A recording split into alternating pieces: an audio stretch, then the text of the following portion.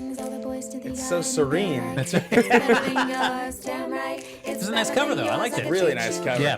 Acapella. I think it's probably my favorite cover they've done. I totally agree. Yeah. The harmonies are great. Very impressive. I'm a big fan of Milkshake, so I just love the fact that they retroed it. And it sounds even better retro. What's up, guys? Hi. Welcome to the show. Welcome to the show, everybody. This is AfterBuzz TV. We're talking about Season 2, Episode 2 of Riverdale here on AfterBuzz TV, titled Nighthawks. Or is it just titled Archie with Abs? We got our moment. We got our shirtless KJ Apple moment in the episode. It was a big moment for all of us. It was, Yeah. Ben looked at me because I was like, yes. Right. Did you do this? You were like, yes, queen. No, I just said yes. All I thought about was like, I how needed that. soon can I do a tweet tagging Ben Bateman with that GIF on there? Yeah, right. That's all, yep. I just don't think we're ever going to beat the Archie running shirtless at night. Never. Didn't I send you once the gif of it just repeated? Yeah. It was like hyper repeated. It was like every 2 seconds just repeated. This. Yeah. So guys, what's going on? Welcome to AfterBuzz TV. We're going to talk a little bit of Riverdale for you. I've got a very special panel here. We changed it up a little bit this week. Starting at the end of the table, we got Mr. Frank Moran. Hey! Oh, I said to wear my little intro cheer. I'm still working on that, guys. Don't worry. When it's ready to debut, it's going to knock your socks off. But I am amped. Ben Bateman has set the bar for ampness. I will do my best to not just meet it, but exceed it during the course of this episode. You can follow me on Twitter and Instagram, or I'm going to talk about Mark Consuelos and his ascot for days on end at Happy Go Jackie. He's a stylish gentleman. We got our girl Chae back in the house. Hey guys, it's your girl Chae Jones. I am back and I'm so happy because this episode, oh yes. And you can find me at Real Chae Jones on Twitter and Instagram. And this handsome gentleman in this amazing suit is... Look at that. I got an intro and everything. Thank you Man. so much, guys. I'm here ready to talk to you about Riverdale. I'm Ben Bateman. You can find me at Ben Bateman Media, Twitter, Instagram. I wish I had an ascot tie as good as the one from the episode. I got to say, Chae, I think that your enthusiasm for Riverdale is the most infectious. Your smile is like wider than the whole entire table. I feel like you get so excited about the show, and I love it. I'm in love with the show. Like, the show speaks to me. Like, I seriously... Because I've never been a conspiracy theorist, but I swear Riverdale has turned me into conspiracy theorist for the entire show. I feel like Frank used the same words about it speaking to him last time we talked. Absolutely. Yep. Yeah. It spoke to me in such a way, man. I see conspiracies now wherever I go. I just want to backpedal for one hot second, though. You mentioned you wish you could wear an ascot. If you were given the opportunity, would you rock an ascot? Oh, 100%. I just don't own one. There's like a next level to my fashion. So I'll give you guys the 5-second breakdown. I used to wear a lot of suits for Nordstrom when I worked there 10 years ago. That's how I got into wearing suits. My hair was like really long and I was a floppy emo kid. And I got these custom suits made because I got them really cheap. When I moved to LA, I never got to wear suits. I got into hosting. I had these suits, so I started wearing them. And I was like, oh, this is great. I'll wear suits all the time. Now I only wear suits. But I haven't graduated to the next level of suit wearing where I'm going to get like, bright red shoes and ascot ties and crazy glasses. And like, I think I should really start to next level it. Do you have a plan set, like by 2019? I want to be there, or no? You haven't thought that far. I actually have a meeting this weekend scheduled, to be honest with you, with a shoemaker. Yes! A guy I know. I'm going to try to get a sponsorship that he makes Nice. some unbelievable shoes, and they're crazy cool. They have bright colors, and so I'm trying to kind of go down that road a little bit. That's cool. I feel like if you start wearing an ascot, I'm going to have to call you Fred. I'll wear an ascot. That's like not even asking very much. If you do it, I'm going to be like, yep, Scooby-Doo. Yeah. That's where my mind's going to go. Yeah, it's not even ascotting very much. That's not very good. Let's talk about the episode, guys. So this episode was titled Nighthawks. We get a little bit more follow-up on what's going on with this murder situation. There's so much to cover, so many angles to cover it from, so many angles to look at Archie's abs from. But let's talk specifically. I almost want to talk about how the episode ends first. Yes. I feel watching that, and of course I'm thinking so much like Zodiac Killer. It literally looked identical. You had the same thought? Yes. I threw my pen because I was upset. Like, no, ask Ben. I threw this thing down. I was super upset. Like, either you're just really killing things like Archie might do or care about, or you just tripping. Because why'd you have to kill Moose? Moose ain't do nothing to nobody. He wanted to just get laid. It is TV. Blood splatter means nothing. They're probably both alive. This is not Pretty Little Liars. He's not going to somehow come back from dead. I don't know. You do have to say, though, just to reference it again, because that movie's highly underrated. Yes. Though it never peaks, but it's a good movie. And I couldn't believe, I feel like whoever directed this episode that has to have been intentional. Because it looks and feels and sounds, everything about it, like so similar. The old school car, even the look on Moose's face, the fact that he just shoots through the window like that. I don't know. It was creepy, actually. With the open window. I'm like, why open window? You didn't want the windows to fog up? Like, just maybe protection? But I feel like that was a nice thing because I think what Riverdale does well is kind of tease you with like potential easy answers to these mysteries, even back in season 1. Yeah. And I thought this episode really did a good expansion. Like, nope, this is more than what we've kind of thought, what we made you think it is so far. Yeah. Yeah, definitely. It got really dark. This is the end of 2 episodes. We've seen potential deaths and murders. And it's, I mean, the Jason Blossom being murdered was always like a little bit dark, but it was also sort of like, I don't know. There was the sort of like, people called this show Teen Peaks. You didn't witness the brutality of the murder ever until you never even really saw it. You just, our boy Trevor Steins was just dead, and that was creepy because he was dead. And they kept showing it. But aside from that, it wasn't that dark. We've now back-to-back episodes just witnessed a murder, and I both of them were kind of startling. So I think they've upped the game there. What I like though is that it takes the focus off of, because I didn't want to see many more episodes of Archie feeling like they're getting people that are close to me. It's all about me. They're doing this because something that I've done. So I'm glad that this really expanded it. That it's not just all Archie centric. There's a bigger game at play. Right.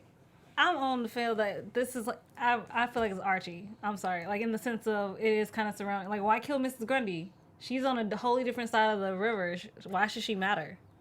I think we'll find out. Yeah, there's pieces that all have to add together. We get 22 episodes to get there, so there's a lot of show to cover. So, all right. Would you rather have a 22 episode mystery, or would you rather break it up to like say an 11 and 11?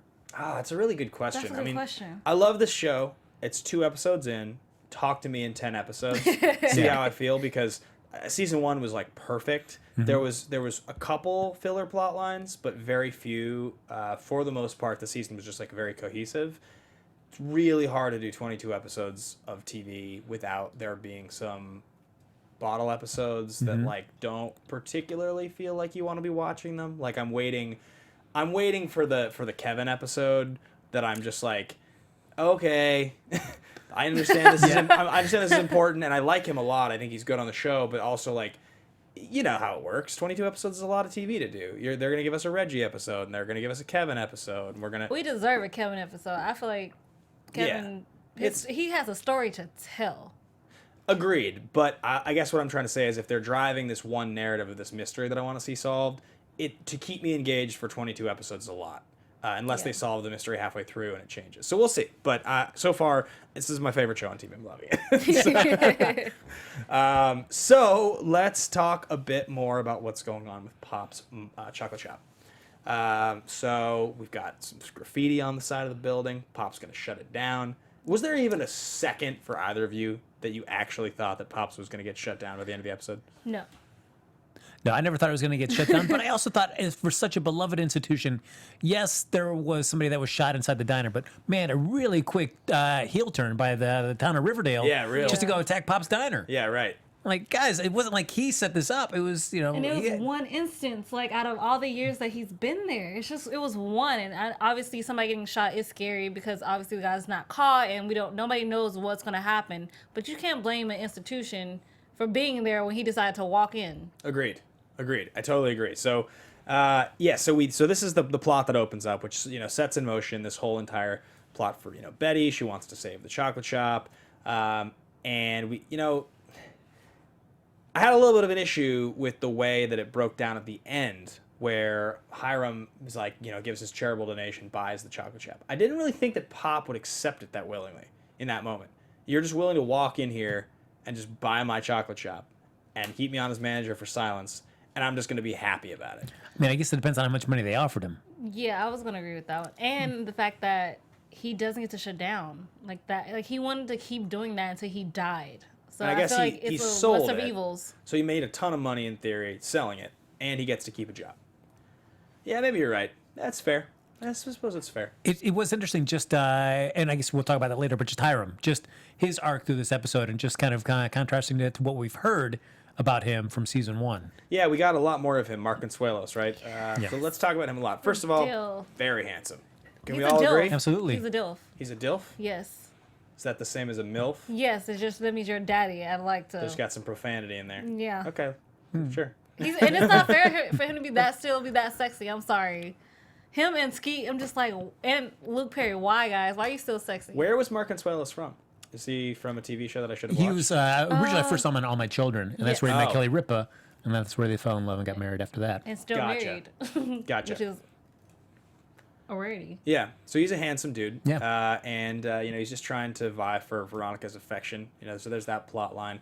I like what they're doing with the lodges becoming like, whereas in contrast to the comic books, where like Hiram was like this crazy old rich kook, and I don't even remember Veronica's mom in the comics. Not really. So I always just remember her daddy. That's all I remember. Yeah, and he was always kind of like the crazy daddy Warbucks or whatever. But I love that they're setting them up as like the crime family of Riverdale, and they're just like so dark and so devious. And I hope it just stays that way. I hope the murder is in some way connected to them, and I hope like this show takes seriously that the plot that they're building, and Veronica's parents are like just actually bad apples, or at least one of them's truly a bad apple. I hope that's what's going on. Because I feel like when you set up last season, everything you heard about him made him just seem like an absolute monster. And so when he was coming to town, you're like, oh man, what's this going to mean? Yeah. And I think it's easy to have that in the abstract, but to have that character on series, if you just play him that same note, then you expect by the end of like episode 11, we need to kill him off because he's just too over the top. Right. So I feel like this episode, you need to really kind of start kind of showing some human sides of him to maybe feel like, oh, maybe he's not as bad as we think, that at least kind of have you kind of waver a little bit. Yeah. Chae pointed out this look that Veronica's mother gives to Hiram at the end there. We watched it a second time. Because I wanted to like make sure you saw the look I was talking I got your back on this. So he's like, after Veronica gets up, he like looks over and he's like, thank you for, saying that you wrote the letter, and you're loyal to a fault or till the end. And she looks at him, then he looks away, and then she like looks back at him again. And it's like, she's the godmother. I've been saying this. She's the one pulling all the strings. She knows what's going on. I think he's the puppet. I think he's like a businessman, and he has like no qualms with like having to cut some corners and slit some throats to run his business. But I don't think he's just like straight up the devil. I think she's kind of straight up the devil. She's kind of just subtly maneuvering him into what she wants him to do for her. That's what I think. Yeah, I can see that. I don't feel like from a character motivation point of view, when I watch the two of them and I think about the way she's acted, she feels like a big time manipulator who is kind of crazy. And so far, he feels like it would be hard for me to imagine that he's actually the one pulling the strings. I guess they could just be working together, but it's like he's been in prison this whole time. Although, Yeah. I mean, the fact that she covered for him on that letter. Yeah. But she reads it. She still covers for him. Yeah. But I also feel like that letter is like an indication like, all right, nothing's going to change. He's still the same guy that he's always been. So I don't know if that look could also be, I've got my eye on you. I'm with you, but whenever I need to cut you loose, Yeah. I'm not going to hesitate. Or are you just gonna be the patsy? Right. I will leave you as the patsy real quick. Yeah, the parallel between Jughead and his relationship to his father, Veronica and her relationship to hers, and the conversation they had there in that scene was interesting, because I don't feel like Jughead's dad, like he was a screw up, but he was a screw up in the sense that he was like a deadbeat dad. Like, to strive to be a good dad, all he has to do is like not be self-destructive. He has to like try to step outside of himself to like take care of someone that he loves. Whereas what she hopes that happens is that his whole character is going to change. Like, he's going to like step down from his pedestal of greed and selfishness and like be a real dad, which I think it's a tougher ask. Yeah. You're asking someone to take care of themselves versus someone else to give up something. It's hard to relinquish power once you've got it. Exactly. So Because once you got it, you want more. Yeah, I think so too.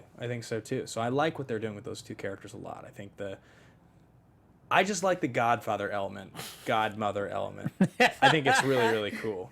Because like I was telling you, I was like, Hermione was just upsetting me, like from like last week, and she's like, she drank your Cristal, so disappointing, and I just want to be like, slap you, like, cause you bought the Cristal, and like, you probably had something to do with Fred, and he almost died. I'm upset. You should like actually take my concern into consideration. Right. A little bit, like, I'm fighting for Veronica this way. I'm like, take my concern and my emotions into consideration, because I wouldn't just accuse you to accuse you. So here's my question for you guys. So Veronica just outright goes for it in this episode. She, in between two episodes, has accused both of her parents effectively of murder. Just like fully, you guys are bad seeds. You belong in prison. I feel like she's too smart to think that that's the way to go about this if she believes that's truly who they are. Well, I think anything that she may have had like a second chance of starting over, the fact when they come back and they realize the doorman's been like, he's gone back home overseas to attend to it. It's like by that expression on her face, she's realized like, okay. Yeah. These things haven't changed. Aren't happening. Smithers is gone. I'm upset. I love Smithers. Yeah, me too. Yeah. I prefer Waylon Smithers. What? It is for The Simpsons. He's Smithers. Mr. Burns' assistant. But you don't want to cross Hiram, though. I mean, because just one thing where he tells, like, oh, Veronica may want to go the other way. He overhears that and says, boom, all right, see you later, Smithers. You got to go. Right. Which sucks is, like, that Smithers was, like, the one for protecting Veronica. Like, take the protection away. Yeah, he was like, yeah, go out the side door. And Mark Consuelos is like, I've been running. I'm sweaty. From my early run. Yeah. Mira. Mija. Yeah. Yeah, I like that they do that. So, all right, so let's continue talking about this. Let's work through a little bit of the Jughead and his dad stuff. So we have a plot line that involves Cheryl being coaxed into a false confession. She didn't get coaxed. She got blackmailed. Extortioned, like into lying under oath. We have FP getting out by the end of the episode. The most absurd courtroom scene I've ever seen in my life. Like, we're talking like, all right, let's get this done in 60 seconds or less. And not only that, but also Penny Peabody giving the most absurd legal advice in the world. Well, he's looking at 20 to 40, but if you get them to admit that they forgive him, time served, he's off the hook. Yeah, that was a big leap. That was a big leap. Like, whoa! That's all? All right. I didn't realize that you could just, if an apology just gets him out of prison. Yeah. right? Like, I apologize for, like, people apologize for lots of things, and they still suck in jail. So, I mean, thank God it's a TV show, because real life does not work that way. Well, at least I like that the judge was like, well, yeah, but I still, the gravity of the situation, even though you say you don't hold him responsible, at least until Cheryl said, oh, wait, he was coerced by my dad. Yeah. At least the judge wasn't completely like, oh yeah, sure, yep, you apologized. It's all good. It's all good. It's all taken care of. Yeah, I thought that was crazy. But so we have this whole storyline where Jughead's like pretty terrified, has a nice moment with Archie, has a nice moment where he talks about being really scared. Two of them together, they're good. They're a good team. They're a really good team. And I gotta say, I like them in the show together a lot. I like that they haven't overdone their friendship in the show. They've actually been pretty conservative with it. Like they haven't given us that many scenes with just like the two of them broing out, because it started out with them on a bad foot. Yeah. So it's taken some time for them to be bros again. And now because they both have girlfriends, there's like less scenes for the two of them to just like be buddies, just the two of them. But it's nice to see them together. And actually, last summer when I interviewed the two of them together, they were paired and they had really, really fun chemistry as actors. So I thought that was cool. I was like, oh, you guys did a good job with this. Like, these guys are funny together. They kind of picked up and made fun of each other. Like, it was good. So, anyway. Yeah, I mean, I like, because it's interesting to see the pairings. I thought the pairing that I enjoyed seeing most this episode is one that we don't get to see a lot of, and that was Veronica and Jughead. Yeah. Yeah, That was a nice conversation between them scene. talking about their respective fathers. Right. And I thought that, it's always cool to see. I'm always a fan of the unexpected pairing in a scene. Right. Like, those guys almost never have scenes together.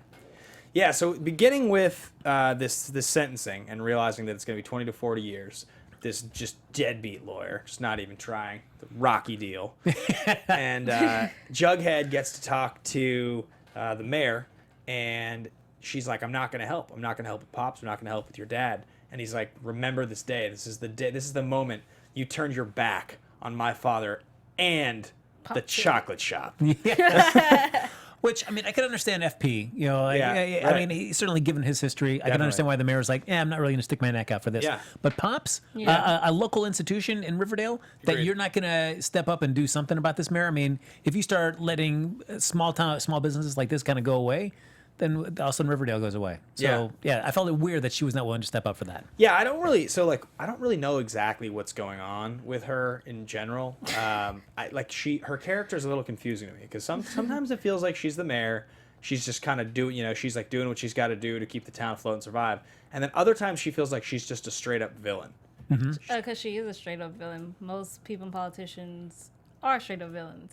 But, yeah, I really just think she's a straight up villain, even if she is the mayor. Taking side deals with Hiram, like knowingly doing it. That's villainy thing. That's a villainy thing to do. I think most politicians see their role in public office as a means to an end, and they're using that public office to further their own means. Whether I mean, and some politicians obviously just want to like see the world change for the better. But I think a lot of politicians who spend careers in politics, it's you're going from this one to this one to this one to this one until you're done, and you don't want to be in politics anymore. So it is a job, and it's also like the politics of it is like you have to navigate that correctly. The term political exists for a reason. But I think in a show like this, where the mayor is just a very much a way back supporting character. Yeah. She becomes more of like a plot device in a show like this, where she can either be helping the plot move along, or be an obstacle to get to something that you need. Yeah. Yeah. Yeah, I'm wondering, like, she's had a couple moments with Josie, and they've done a nice job building the backstory for Josie. Like, the scene we got with her dad last season was great. I don't really feel like the mayor is bad news. I think she feels like she's just doing her part in the kind of the machine. But there was definitely like the Outback deal for buying the, what's it called? Drive-in last season, where she was involved with some pretty shady stuff, right? Yeah. Like knowingly. Yeah. So she's kind of a little bit of a villain. Like, it feels like she could be indicted. But I also feel like out of all the Riverdale characters, well, at least the main ones, Josie still feels like the one that's kind of most underdeveloped. We as you mentioned, we did get the little bit last season, but for such a big name character in the Archie pantheon, still I feel like we haven't really seen much of her last season or this. Well, I want to get to hear more though. Ashley Murray and Casey Cott were both promoted to series regular this season. They're on the poster now. So you're gonna get episodes with both of them, and they're both gonna get like a lot more screen time. Is that the one with Valerie, right? What's up? Or is that the Valerie or the other girl? No, Ashley Murray is Josie. No, you said her and then somebody else. And Casey Cott, Kevin. Those are the two big ones. I think Ashley Murray, I think it was announced last season that she was, but they had already shot most of the season, so she was in it for some, but she was gone for like 4 or 5 episodes. And then they were the two big promotions. The billboards all have the 6 of them as the main characters, plus then Cheryl in the middle, obviously, who's a vixen. Yeah, I'm excited to see some Josie-driven plots, not where she's just coming in to help somebody out, but she's got some stories of her own. Yeah, Ashley Murray's just a fox. She's just, when she showed up in the chocolate shop at the end, she had like the braids. And I was like Beyonce for like 2 seconds. I was like, you better work. Yeah, that was like a pretty amazing outfit. So anyway, Moving along. So this plot line though with FP in prison and them all trying to get him out, and so Jughead has to go and talk to the serpents because he doesn't feel like the regular law is going to get him what he wants. He's got to go the back roads way, and they're like, go see Penny Peabody. And he walks in and sees a woman who looks very similar to Chloe Savini. Did you think this? Did you? Yeah. I was like, is that Chloe Savini? But I didn't know. And she's like real sketchy. She's real sketchy. Well, I guess when your office is in the back of a tattoo parlor, I want to be close to my clientele. All right. Okay. So it's like hard to believe that she would get away being a lawyer for the Serpents when she was a serpent and they're like a criminal organization. She has the tattoo on her arm still. Like, the judge would just be like, your lawyer is like you have a tattoo, meaning you're part of it. Like, no, this is. But she'd be most likely be wearing long sleeve shirts. So unless she actually showed you, you wouldn't know who she was, because obviously we didn't know Alex Cooper used to be a serpent. Right. Where's her tat? That's what I'm actually curious about. Does she have a tat? Maybe. Yeah. Who knows where it is? She got it lasered off. Yeah, something like that. What I thought was interesting though is because everybody's trying to make sure like Jughead knows, like if they do something to help Jughead, make sure to tell FP we did this because we want to know that we still respect him and we're doing good by you even while you're in prison. That they would recommend going to the snake handler, even if given FP's reaction at the end of the episode, do not, if she calls you, do not pick up the phone. That they would, knowing how much the serpents are respectful of FP, that they put his son in that position. Also, like, just to clarify something, she wasn't in court. She gave legal advice. That's the favor she did. It was just like, if you get this to happen, this is what'll happen. Yeah. But that's like just absurd on every level. You didn't look at any case facts. You have no idea what's going on. You literally just like wink and smile at this kid, and you're just like, yeah, if you get them to say they forgive, he'll be off scot-free, back home in the trailer by tomorrow. And Jughead's like, okay. And then it's like, well, that worked. I guess I owe you something now. Well, she knew the deal because I'm assuming Tall Boy told her what Jughead told him about the whole 20 years. Right. So that's how she knows about the deal. No, it makes sense. Yeah. That makes.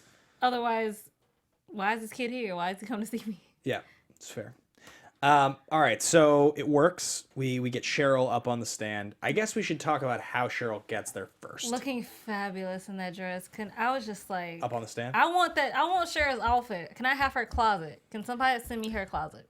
Did you want more drama out of the fact when they first see Betty and Veronica and Cheryl, they're coming back in for cheerleading? Yeah. Josie's joining, but Veronica says, "Oh wait, is this your squad now?" Right. And then she's it was just all like, "Yeah." Yeah, she's like, she's okay. Well, I think it's because Veronica doesn't care that much. Yeah. I think she was like trying to assert herself. But you know, there's murders going on now. Cheryl's like lost everything, so I think Veronica's like, whatever. Let's talk about the name of her new house. Thistle House? Yeah. Come on now. It's pretty sweet. I actually love that name. I can't trip. That Yeah. name is gorgeous. So after we get this interaction, they go over to Thistle House to try to convince Cheryl and her mother, and it's the first we've seen of her mom, right? We didn't see her last episode. We kind of did, like, she was still wrapped up, but We yeah. just saw her for a second. Gotta see that face exposed now. Oh, sure, guys. Yeah, it's a late one. Burned women make them sleepy. That's what Bateman's got. Kryptonite there.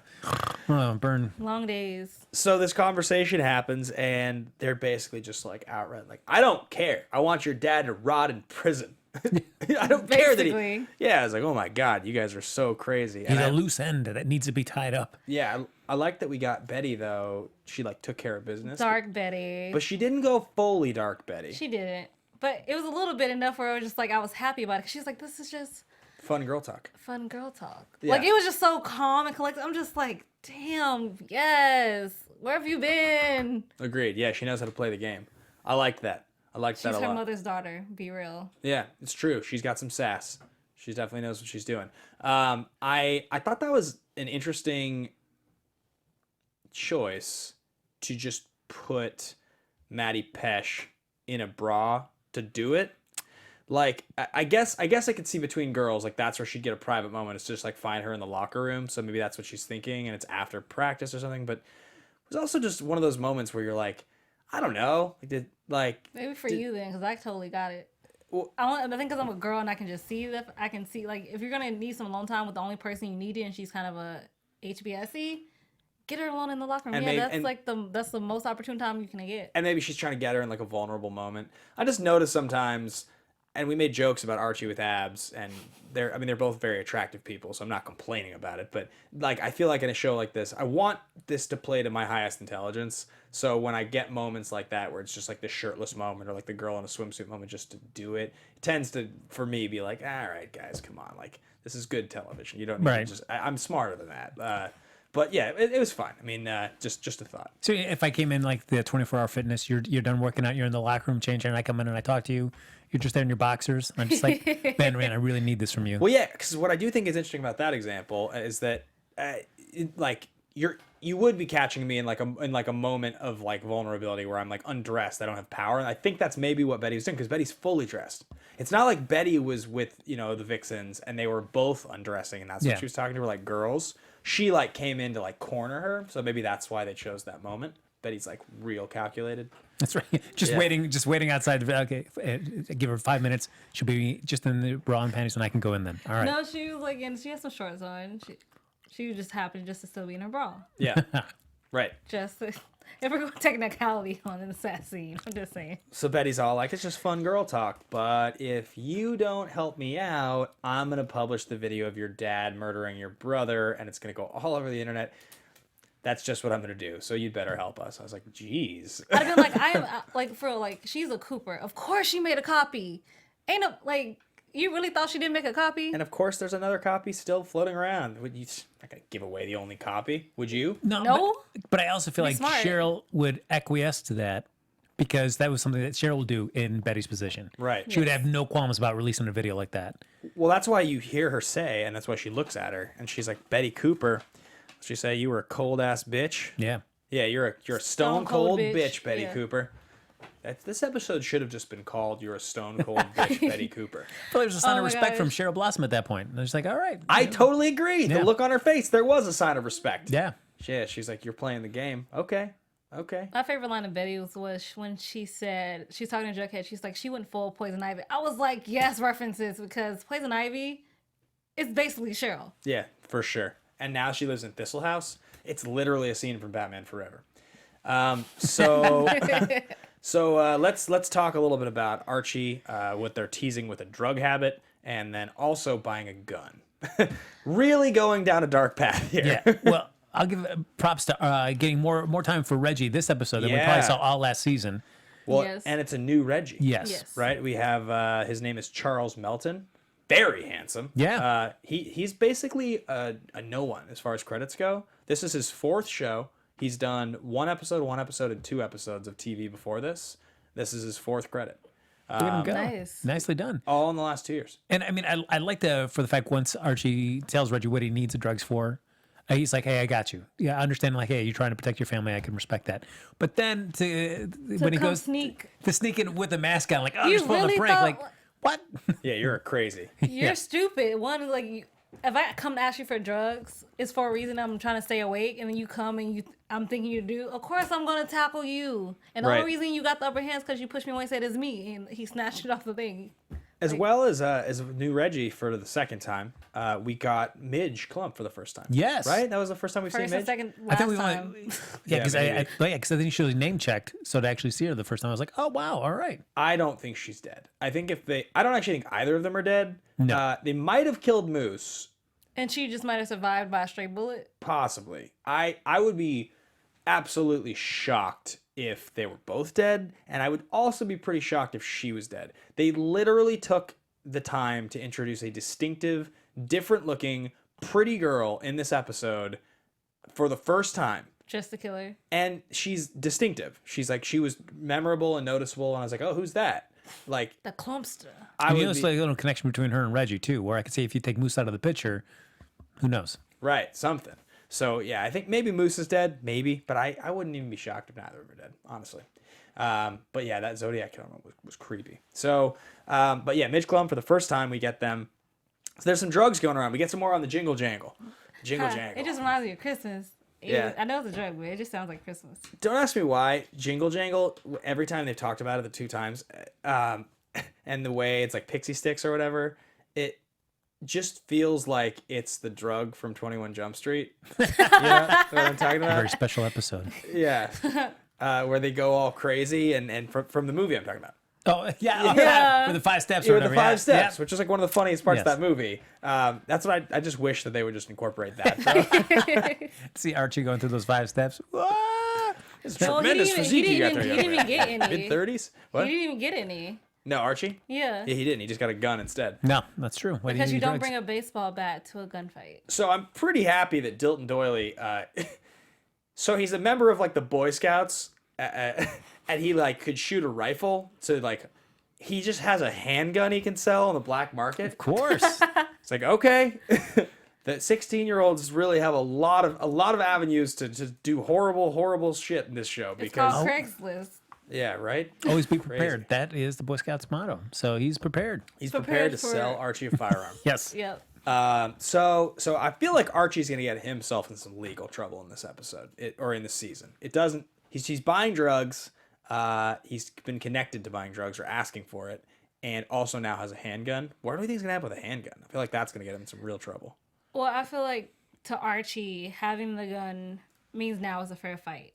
If the guy comes back and he does actually attack, Right. it's gonna be a fair fight. I can actually protect my dad. I can protect myself. I'm not gonna hopefully freeze up and be scared again. Yeah. Like for him, it's not be scared. Like he wants to stop being afraid and stop feeling like he's crazy. Yeah. So let's talk a little bit about some of his stuff. So first of all, guys, do either of you drink energy drinks in the morning? No. No. I've never had an energy drink. Only with Really? only with my vodka. I drink like At night. 3 energy drinks a day, so I can fully relate to the morning Really? energy drink. Really? What time do you start? What's your first one? Depends on the day. Well, because there's multiple. This is a whole conversation. There's like the straight up over the counter regular stuff that you buy at like a 7-Eleven, Yeah. like a Red Right. Bull or something. There's pre-workouts that have like their own whole can of crazy. Yeah. Then there's like any kind of like iced coffee in a can or something like that you could put in the fridge. I drink all of these things. And some weird thing you import from like Czechoslovakia. Oh yeah. That's like Well, and then pre-workouts, Wow, a the lot of them. chat's crazy. Oh yeah, what's up, guys? The pre-workouts, a lot of them, they're not FDA approved, so Like, I'll drink Spike, Bang, Jacked. Yeah. I just feel like you just spoke gibberish, and I know it was actual words that came out Gotta your get mouth. amped. Black Gotta get Pearl. amped. They Yeah. discontinued Black Pearl. They discontinued Endo Rush. That was my favorite. You gotta make those gains, man. You gotta be amped. Yeah, exactly. Anyway, sorry, tangent. So, I don't know what's happening, guys. oh, they finally check. Oh, they said, oh, they're finally off track. So he's drinking energy drinks and he's asking for uppers to protect his dad, and he keeps just like imagining that he sees this dude. So yeah, Reggie busts in. Archie's got a gun now. I want to make sure I'm not forgetting anything else important. I mean, You can I could. actually sleep. Well, I could see Archie shooting this at.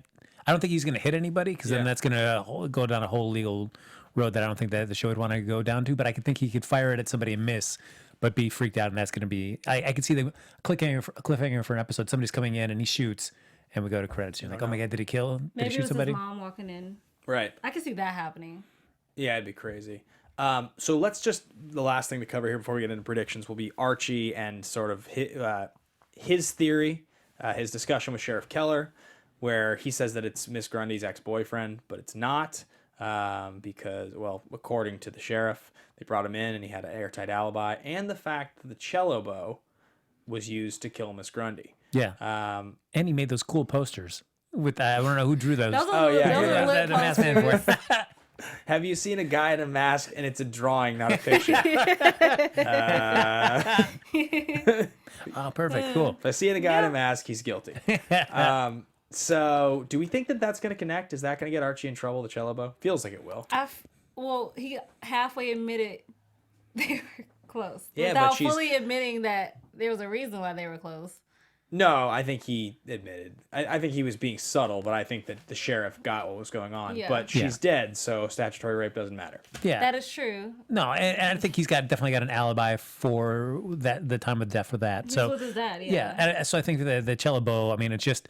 I think I don't think it's more for the investigation. I think it's just a reason for Archie to attach more meaning to whoever's murdering these people and make it think it's all about him and people in close to him. Right. But I don't think they would do that. They would make that choice of a weapon to murder her just by accident. Like, I don't think they do anything on the show for accident. It was done for a reason. Well, I mean, but it could be just a red herring to make Archie get down to thinking like it's all about me. And then at the end of this episode, when it blows open with Moose and the Zodiac killing at the end, then it shows you it's more than just Right. what Archie centric. Somebody's gonna have to explain Zodiac killing to me. I'm sorry. I feel So like I do it's- not know what it is about. It's a real story. It's one of the most. It's one of the most famous serial killers in American history. Right. They made a movie about it in 2007, 6. Movie release dates. I know this title, and I'm not That's going right. to give it up. It would be 99, 02. It has to be 2007. I love it. David Fincher directed it. It's got Yeah. Jake Gyllenhaal, Robert Downey Jr., Anthony Edwards, Mark Ruffalo. Yes, Oh, I love Marco Flo. it's a really good movie. Long story short, though, it became a part of our cultural zeitgeist because of this movie, and the movie was well reviewed, and it's considered to be the underrated classic directed by David Fincher that no one ever talks about as truly a classic. And they show some really grotesque and gruesome killings from the serial killer who was never officially caught. So the guy was never caught. Yeah, he was never. Yeah, So he's Jack the Ripper. yeah. You should watch the movie. It's like almost 3 hours long. It's really good. Anyway, 3 hours long. what 2007. did I say? 06? No, he said 2007. I said 07. There you Yeah. go. Let it go, buddy. Yeah, because I knew it was 5 years after Panic Room. Look at you. All right. So anyway, that conversation happens, and Archie says that he's got a theory, and the sheriff's like, "Your theory's wrong." And that's pretty much everything in the episode. Am I forgetting anything crucial? One little notice is that, of course, Mrs. Cooper picks up Reggie selling the jingle jangle and yeah. starts taking Yeah. some photos since she's conveniently there to rain on Betty's parade. Right. So I'm sure she's going to start put her little journalistic nose into it and kind of start digging up some stuff. Right. And she always basically causes problems. blamed Betty for everything, like for what's about to happen. Right. Which I'm like, that's kind of unfair. How you gonna blame your child because she believed in something? I want Betty to just get hooked on uppers and start abusing her mom physically in the show. I think every fan Take would pay control. to see that. Just take control. Yeah. Not really. It's not. That's not Control. funny. And we haven't seen Polly at all. No. No. What the No shout hell? out. No Or the update. dad. Yeah, Like where are we saw they? her dad last episode. He came in just sitting in the background of the hospital. Yeah. Where did Did she Tara have go? the kids yet? Does she have the Yeah. twins? That's the question. I think so, right? No. Well, I mean, because it picked up right after where last season 1 ended. So, yeah, I guess she's close to being giving birth, but there hasn't been any update like, hey, yeah, she's resting. There's, Yeah. I have no idea. All right, guys, we are going to get into predictions. And now, your AfterBuzz TV predictions. I'm going to predict that Moose and Midge aren't dead because while I don't think you can maintain killing somebody every single episode. You're going to run out of people quickly to do something like that. So I feel like you got to have some that are still going to be, injured but not taken off so you don't have to feel like you always have to kill somebody. I You're going to run out of cast. One of them will be dead. I would be shocked if they both were. One of them will be dead. Or I think one of them will be dead. I guess I could see like one of them not getting hit or get hit in the leg. Yeah, there being like a coma all season or something. Yeah, because I feel like if they're both, even if one of them's dead, then I feel like that sets a precedent. Like we've had, so far 32 episodes where people have died. Wow. So TV Line and several others have confirmed they're both dead. Crazy. really, That's what the wow. chat says right now. All right. I'm sorry, that's too many shots. These people are not 50 Cent. Like, I'm sorry. 50 Cent was shot 9 times. He was, and he if that's the case, survived. if they are dead, then I'm curious. Then the rest of the season, you're kind of setting a precedent that there's going to be a lot of murders, unless it all of a sudden just stops after this. Or now we're dealing with a serial killer as opposed to a single murder, which is like a whole other level of crazy. Yeah. Or just a pattern killer. I mean, I guess that's the same thing as serial killer, but... Yeah. Okay, so my prediction, I kind of agree with him. If they're not both dead, Midge survived. I don't think Moose survived. I think they kind of like threw him away, and he's just dead. But my prediction, I want a very major smackdown between Dark Betty and her mother. I just want two crazies to meet and just go in on each other. 'Cause Right. it's gonna happen. Like, because Alice is like pushing Betty and Always. pushing Betty, but like actually on like just doing it to do it now for like no apparent reason, not just not passive aggressively. She's actually actively kind of doing it. So I'm just like, I'm waiting on that snap. Yeah, but I feel like Betty's mom is like the pretty classic like character you love to hate in this show. You kind of need her. I don't feel like if Betty asserts herself and takes control, it works actually. You kind of need her to be like meddling. She's one of the only characters that gets to consistently meddle and be a part of the plot. You basically now the Blossoms are just like Cheryl pretty much. It's like pretty much Cheryl and Betty's mom. That's like all you really have for meddlers. That's Right? true. Yeah. Yeah, because whatever Clifford Blossom is dead now. What about Grandma? But Did she even make it out of the house? I don't know. Nobody name was checked her. Was she even there? Excellent. Yes. What about Grandma? Anybody even think about running up and grabbing her? But there is that mystery because Clifford didn't commit suicide. His was murder too. Right. That's true. We are out of time, so we'll have to dive into a little more of this next week. Guys, thanks for watching. Thanks for listening. Thank you, all of you in the live chat. I'm sorry we couldn't be more active in the live chat tonight. We're down a person. We will be back to a solid 4 next week. As always, thanks for listening. Thanks for watching. Thanks for being a part of AfterBuzz TV. And thank you, guys. Where can the folks find you if they want to follow thank along? you, Ben. You know what? You can follow me at on Instagram and Twitter at Happy Go Jackie. Hey guys, you can follow me at Real Chae Jones on Twitter and Instagram. You guys can follow me at Ben Bateman Media, Twitter or Instagram. Thanks, guys. We'll see you next time. Mwah. From executive producers Maria Menounos, Kevin Undergaro, Phil Svitek, and the entire AfterBuzz TV staff, we would like to thank you for listening to the AfterBuzz TV network. To watch or listen to other after shows and post comments or questions, be sure to visit AfterBuzzTV.com. I'm Sir Richard Wentworth, and this has been a presentation of AfterBuzz TV. Buzz you later. The views expressed herein are those of the hosts only and do not necessarily reflect the views of AfterBuzz TV or its owners or principals.